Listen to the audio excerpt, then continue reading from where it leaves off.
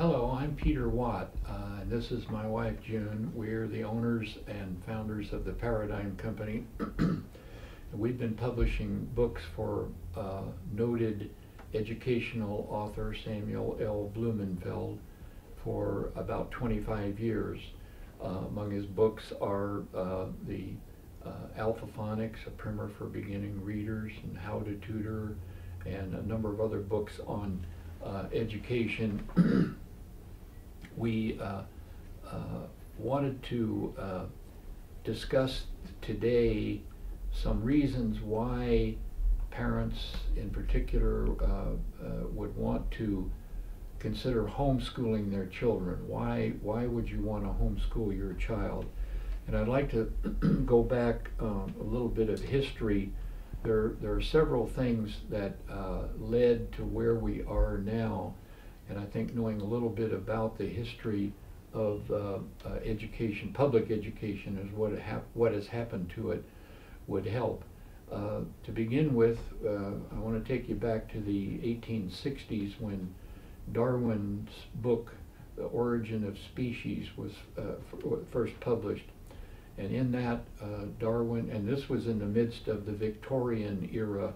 The Victorian era in England was very prim and proper, and what happened was Darwin's book, which essentially said we don't come from a creator, we come from some pool of primordial ooze, as Sam Blumenfeld likes to say it, but there's no God that's in charge or responsible for the universe. And this freed people to get away from the Victorian ethic and opened the door for all kinds of other things to happen. And then around the 1900s, John Dewey wrote some books and pushed the idea, he called it progressive education. And what that essentially said was that you don't want to force a student, to do anything they don't want to do. It should only be fun, and this of course involved doing away with drill and things like that. A number of other things took place, but the next significant thing, in my opinion, and also in the opinion of Sam Blumenfeld, because he wrote a book about it, was that in the 1960s, early 1960s, a Supreme Court decision was handed down. This was the famous or infamous Madalyn Murray O'Hair case. Madalyn Murray O'Hair was a leading atheist, and she took the case of whether there should be a God in the public place all the way to the Supreme Court and won. And that's when officially our country decided, because of the Supreme Court Madalyn Murray O'Hair case, that God was to be excluded from the public square. Nothing, and of course that included public schools.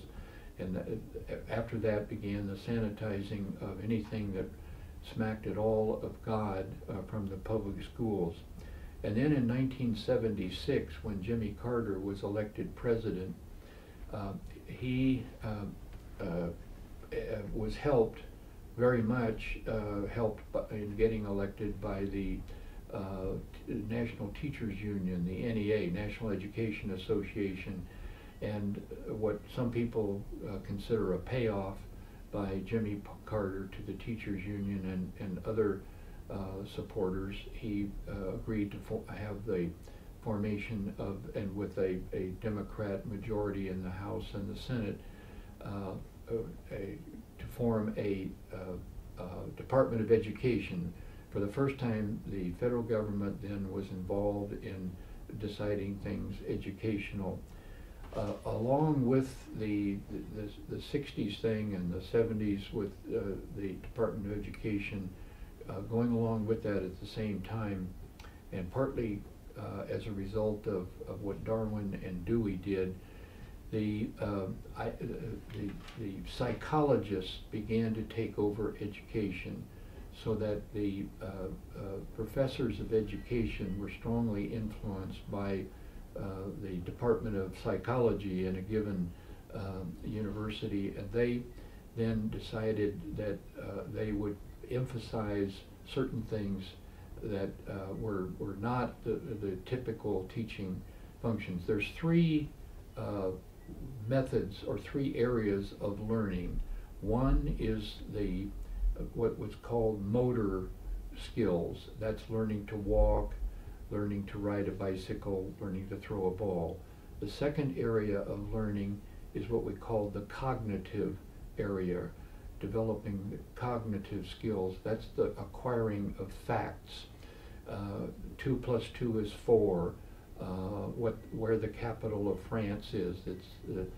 Paris is the capital of France. Things like that. That's the acquiring of data and knowledge. That's the cognitive area. And finally, the third area, and this is where the psychologists came in, is called the affective domain. And that's the feelings, what we feel about things, good, bad, or indifferent.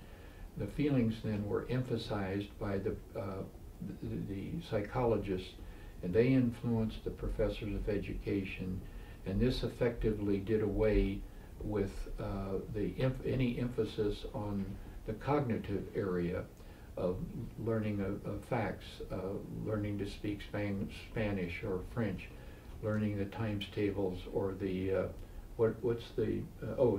in chemistry, the periodic table, things like that. All of that was de-emphasized.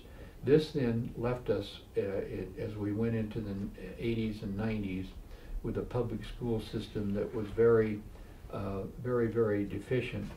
And that kind of leads me up to, and I'm going to ask June to say something about drill, since that's something that the affective area doesn't like at all.